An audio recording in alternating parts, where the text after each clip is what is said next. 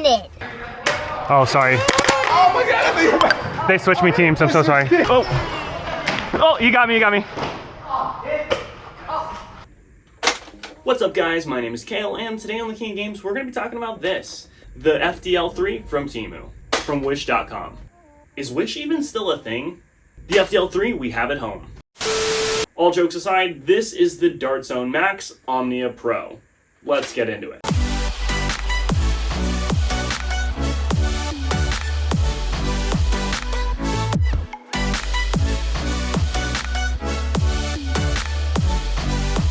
First things first with these kinds of blasters, when they have a cool box, we gotta talk about it.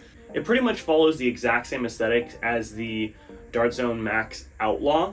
If you want to check out my review on that, I'll leave it linked above. It does have this nice like metallic shine to certain elements for it with this cool kind of like hex pattern and everything. And overall, like, this is definitely one of those boxes that you could hang on your wall. On the back, it's got a lot of details about the blaster, but we're gonna go over everything that comes over the box, starting now. Starting off with the blaster itself.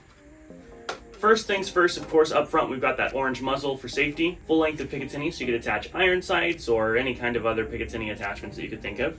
We've got an end strike attachment lug back here. We've got our trigger, our rev trigger, our magazine release, a jam door on this side, which is kind of small. What is that? It's a tiny piece of paper. If we flip it over to the other side, we've got our battery compartment here, our select fire switch. That's right, I said select fire. This blaster has 3 different firing modes. Even though the molding is similar, this side is not a jam door, it's only on the other side. It does also come with its own iron sights.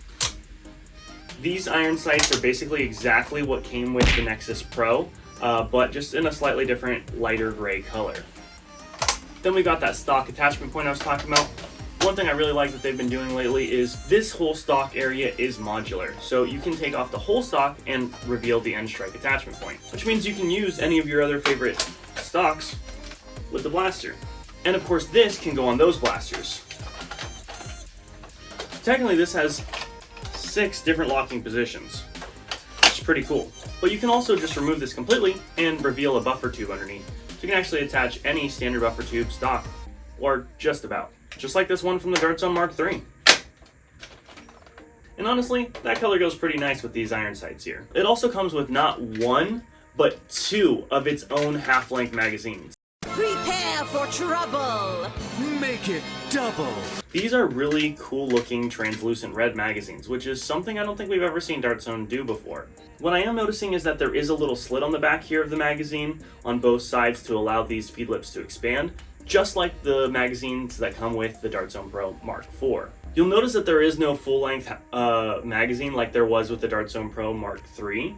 It looks like Dart Zone is continuing that trend of going all in on half-length. Speaking of half-length darts, it also comes with 30 of these Dart Zone Max darts. It also comes included with this battery source. It is a 1800 milliamp hour Li-ion battery, not a LiPo battery like in the Stryfe X or in a lot of community designs. It does connect to the blaster via XT30 connector, and also comes with this charging cable for the battery, which is USB-A to this balance port right here, which would connect to the battery to charge right here.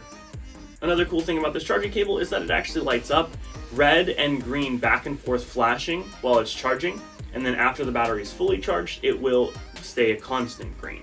As well as the Dart Zone Max iPro that they've been including with all of their blasters more recently. And all of that retails for $90. Now that we got the battery installed, let's talk first impressions, starting with that rev trigger. Meh, it's loud, but I've heard louder. That's what she said. It did spin up pretty quickly though, you know, around a second to get from cold to fully warmed up. You can see it's very symmetrical, which is nice, and it's fairly lightweight, but it's not creaky or anything, so it doesn't feel necessarily cheap.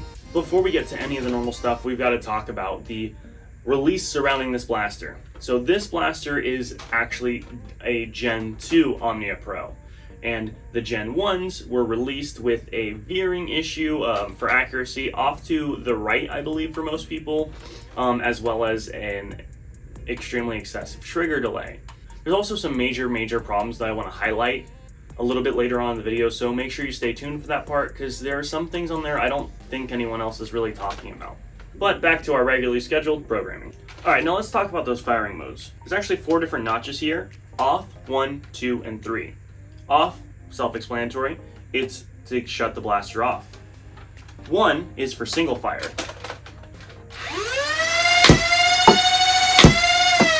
Also known as semi-auto. 1 trigger pull equals 1 dart coming out. The next mode, number 2, is for 3-round burst. So basically, 1 trigger pull, 3 darts come out.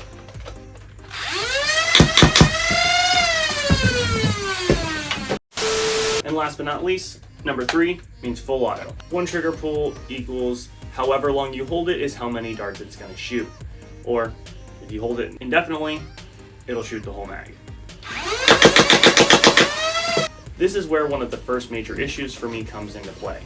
That is the trigger delay. In Gen 1, the blaster had an atrocious trigger delay, like more than a second. And this is pretty evident in both a single fire and a 3-round burst fire. To combat this issue, Dart Zone has decided to cut the trigger pull in half.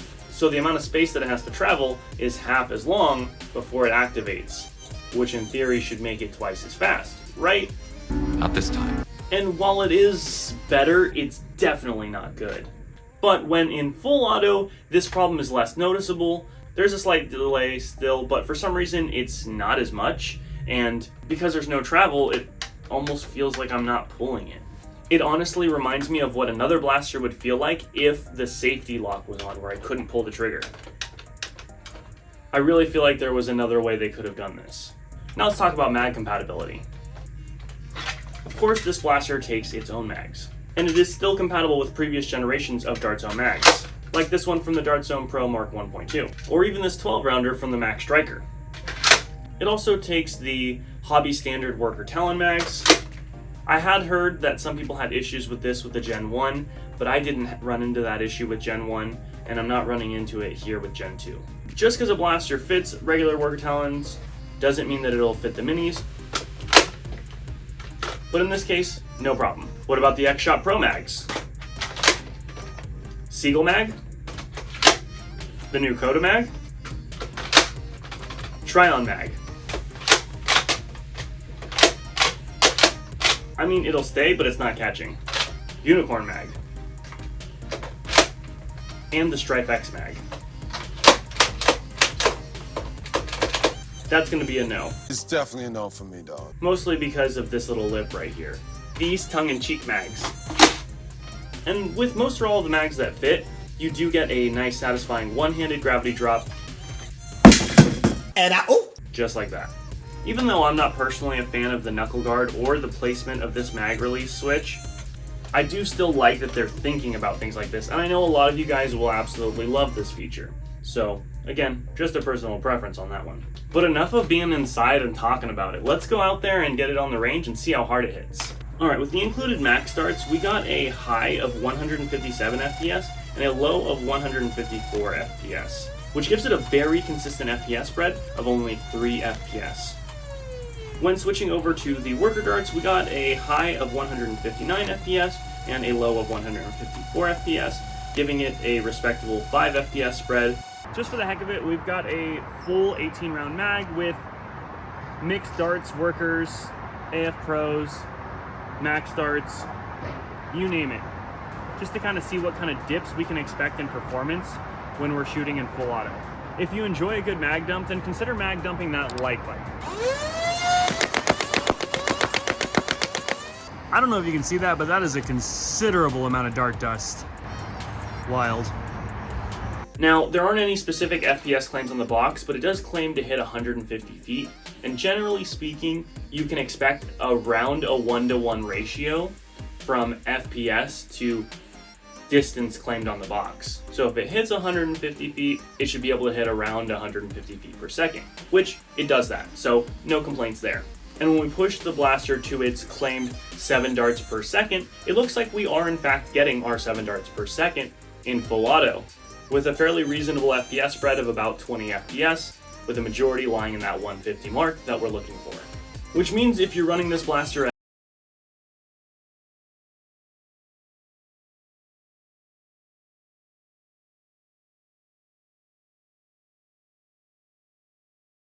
I see any improvement over the Gen 1.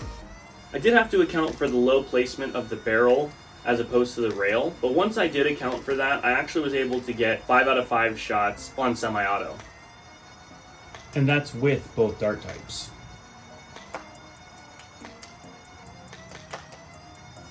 In burst fire, about 90% of the shots went in, but we did have occasional left veering. On full auto, we again got about 90%, but you can see on the net behind there that there's actually veering to the left where it's going past the box, which is actually the opposite of what we saw with the veering of the right in Gen 1. Overall, I think this blaster is fairly accurate for what it is. It's a flywheel at the end of the day. And it's definitely on par with accuracy with other blasters in this category, even if it's not the best.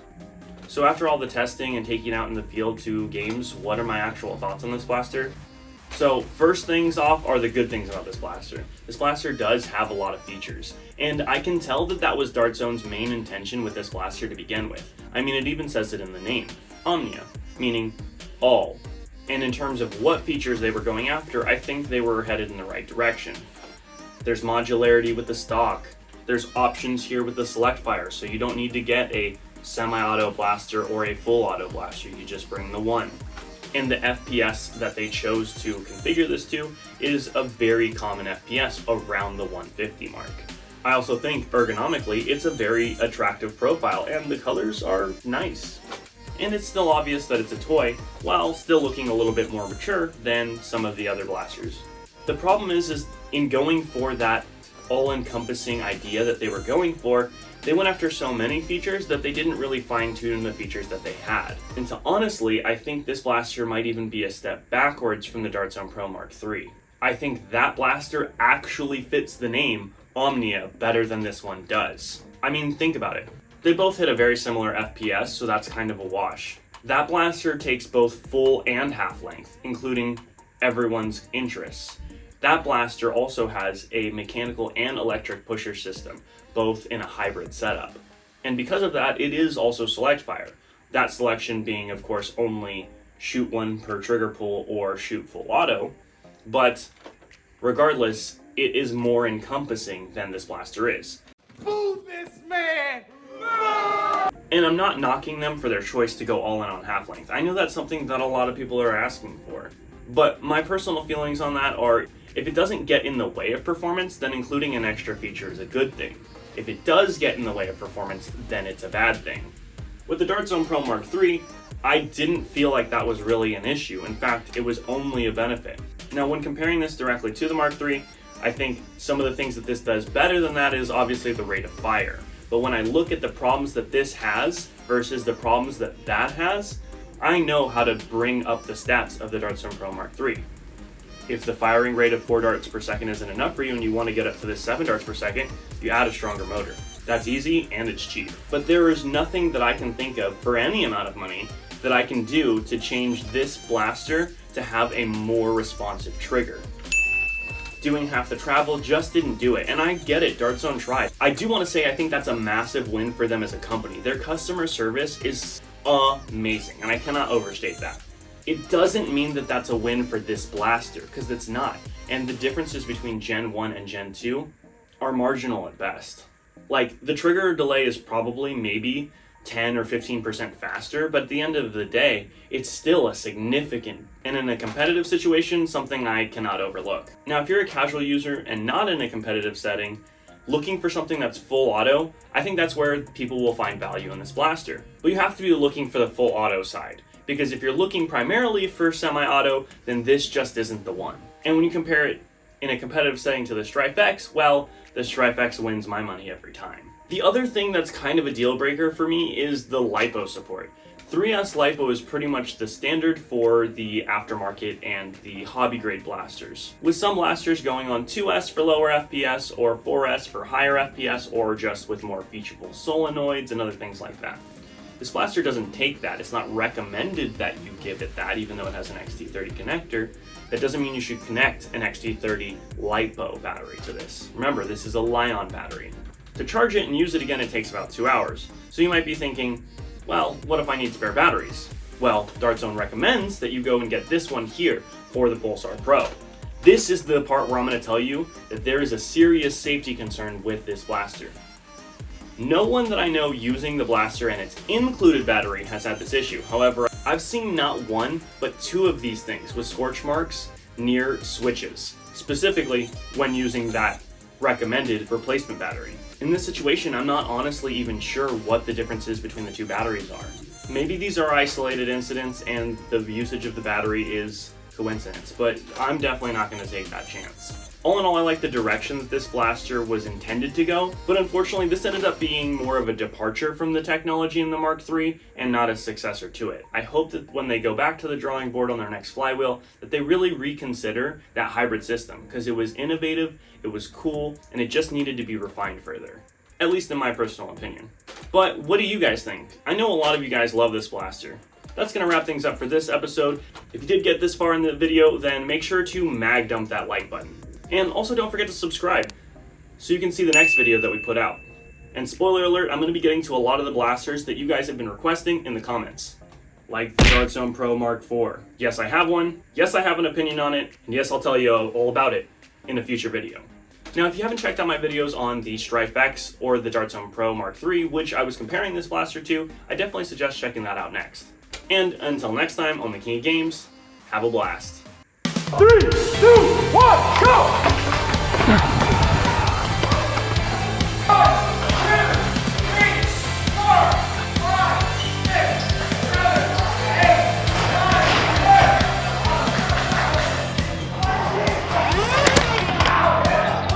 Got him.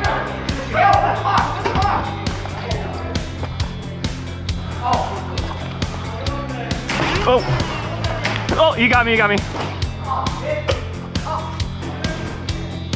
Okay. Oh, sorry. Oh my God! They switched me teams, I'm so sorry.